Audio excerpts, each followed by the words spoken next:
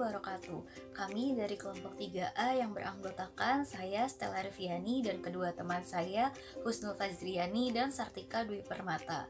Pada praktikum cross-matching kali ini, kami akan membahas dari jurnal yang berjudul Perbedaan Waktu Penambahan Reagen AHG Berpengaruh Terhadap Validitas Hasil Uji Silang Serasi Metode Tabung.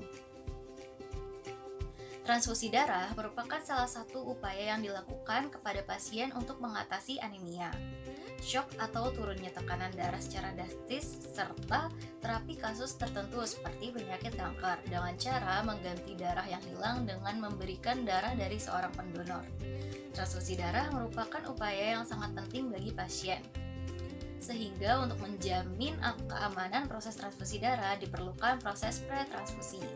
Uji silang serasi golongan darah atau cross-match merupakan salah satu uji pre-transfusi yang digunakan untuk mengetahui kompatibel atau inkompatibel darah dari seorang pendonor dan darah si resipien.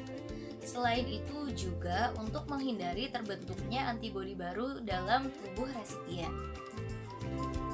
Metode penelitian ini menggunakan 3 kantong darah lengkap dari pendonor bergolongan darah O resus positif yang sudah di-screening penyakit MLTD, HIV, sifilis, hepatitis B, dan hepatitis C dengan fase non-reaktif. Selain itu juga menggunakan 1 kantong darah lengkap dari resipien bergolongan darah O resus positif. Bahan lain yang digunakan seperti reagen bergolongan darah, T-sel ADO, salin, sodium chloride 0,9%, AHG, bufin albumin 22%, dan COMS control cell atau reagen CCC.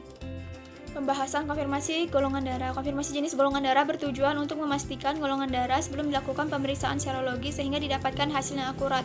Pemeriksaan minimal yang harus dilakukan yaitu sistem penggolongan darah ABO dan resus atau D-typing. Pemeriksaan golongan darah baik dilakukan pada darah donor dan darah resipien. Metode konfirmasi yang dilakukan yaitu serum grouping dan cell grouping.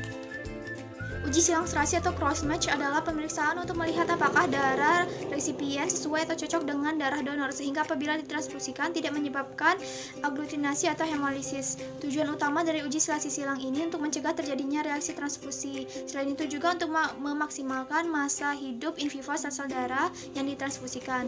Pada penelitian ini, metode yang digunakan yaitu metode tabung dengan 3 fase, di mana tiap fasenya dapat mendeteksi jenis antibodi yang berbeda yaitu antibodi komplit atau IgM atau antibody incomplete atau IgG. Fase 1 atau medium salin pada suhu kamar. Fase 1 dilakukan untuk menilai kecocokan antibodi alami dengan antigen eritrosit donor dan resipien. Antibodi yang dapat terdeteksi pada fase ini adalah antibodi IgM. Hasil pemeriksaan pada fase 1 menunjukkan bahwa uji silang serasi pada darah donor dan resipien pada keseluruhan variasi kelompok perlakuan menunjukkan hasil negatif atau dapat dikatakan kompatibel atau cocok. Fase 2 inkubasi 30 derajat Celcius dalam medium bufin albumin 22%. Fase 2 dilakukan ketika hasil pada fase 1 menunjukkan kompatibel atau tidak terjadi aglutinasi atau hemolisis. Fase 2 pada uji silang serasi dilakukan untuk mendeteksi antibodi IgG dan meningkatkan tes anti-aglobulin dengan menggunakan media bufin albumin. Hasil pemeriksaan pada fase 2 menunjukkan hasil kompatibel. Fase 3, fase anti-human globulin AHG. Kemudian pada fase 3 bertujuan untuk deteksi antibodi yang dapat menimbulkan reaksi transfusi yang tidak terdeteksi pada kedua fase sebelumnya. Antibodi yang dapat terdeteksi adalah antibodi IgG. Pada fase ini dilakukan variasi waktu penambahan reagen AHG. Hasil pemeriksaan pada fase 3 sesuai variasi waktu yang ditetapkan terdapat pada tabel 4. Hasil pengujian pada fase 3 menunjukkan kompatibel yang berarti tidak ada antibodi IgG pada fase ini. Hasil negatif atau kompatibel pada fase 3 kemudian dilakukan validasi menggunakan COMS control cell atau CCC. Validasi menggunakan CCC. CCC merupakan reagen yang digunakan untuk validasi hasil akhir cross-match yang menunjukkan hasil akhir negatif yang tidak terjadi aglutinasi. Hasil akhir dikatakan valid apabila saat penambahan reagen CCC akan memberikan hasil positif. Apabila reaksi tetap negatif, maka pemeriksaan dinyatakan invalid dan harus dilakukan pengulangan. Hasil validasi CCC dilakukan pembacaan secara mikroskopis.